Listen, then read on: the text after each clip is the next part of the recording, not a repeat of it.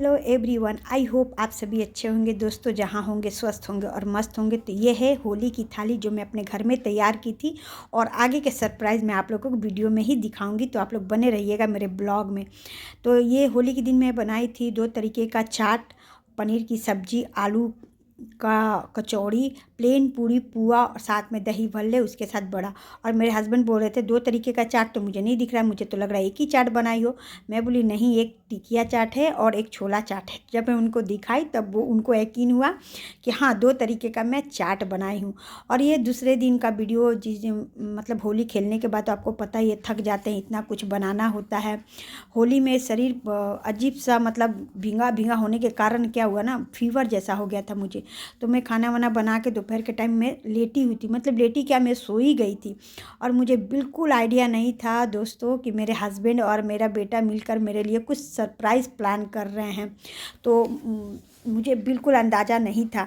मैं सोई थी, मेरे हस्बैंड उठाने आए तो मैं उठ के बैठी कि क्या हो गया, मैं नींद में ही उठ कर बैठ गई थी।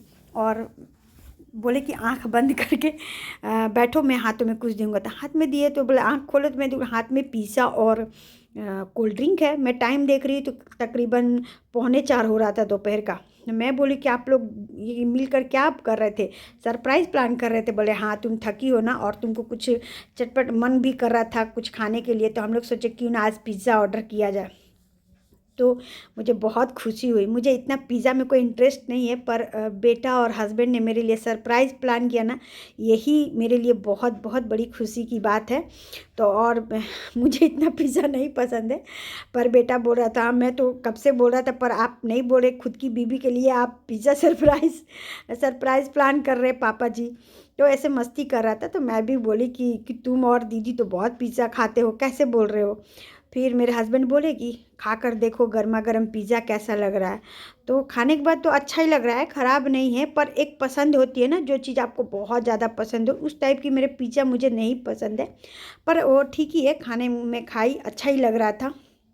तो हस्बैंड और बेटा बोला कि आप अकेली खाओगी या हमें भी पूछोगी? तो मैं बोली कि नहीं, क्यों मैं अकेला खाऊंगी इतना सारा पिज़्ज़ा, तुम लोग ही सारा खाओ, मैं तो बस एक ले ली, मेरा हो गया, और इतना मैं पिज़्ज़ा नहीं खाऊंगी। फिर बेटा हस्बैंड दोनों मिलकर, हम तीनों मिलकर ही पिज़्ज़ा खाए। और बेटा बोला कि ठीक है, मेरा बेटा थोड़ा रूठा हुआ था, मैंने उसको मनाई में, और मेरे लिए सरप्राइज़ प्लान भी किया, और मेरा बच्चा और मेरे हस्बैंड। तो ये तो बहुत बड़ी बात है, मेरी लिए खुशी की बहुत बात है। और हस्बैंड में और तीनों मिलकर हम पिज़्ज़ा भी बहुत इंजॉय किया। और जबकि यहाँ पे आसाम में मैं रहती हूँ अभी, तो यहाँ पे बहुत ज़्यादा ठंड, अभी के टाइम में मुझे ठंड लग रही है, मतलब ठंड है, बहुत नहीं है पर ठंड है। और हस्बैंड एक्टिंग कर कर के मुझे दिखा रहे थे और उनका हंसी भी छूट रही थी, और पिज़्ज़ा हम इंजॉय भी कर रहे थे। मैं मेरी बेटी को भी ना बहुत मिस कर रही थी, क्योंकि उसे भी पिज़्ज़ा बहुत ज़्यादा पसंद है। तो उसको भी हम तीनों मिलकर बहुत मिस कर रहे थे कि साथ में वो रहती तो और भी मज़ा आता।